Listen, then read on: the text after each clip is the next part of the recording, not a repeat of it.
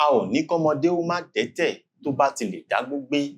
No one stops a child from choosing to be leprous so long the child is prepared for solitude in the forest. This proverb tells us exactly how our ancestors treated leprosy. Many centuries ago, we knew that the only way to stop leprosy from spreading was to quarantine the leprous. This quarantine method was called isemole, and the lockdown method we used for pandemics was called isedi. How come we have words for them if we never practiced them? Now back to leprosy.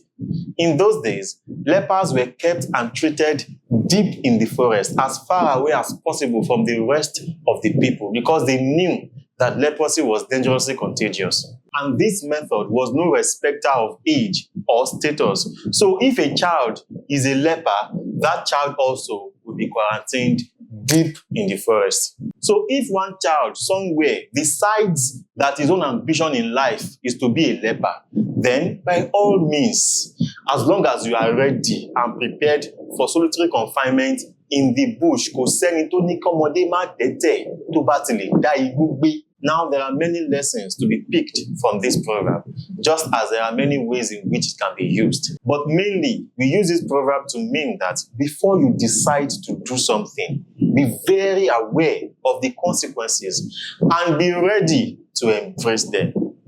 Wàá ṣeré.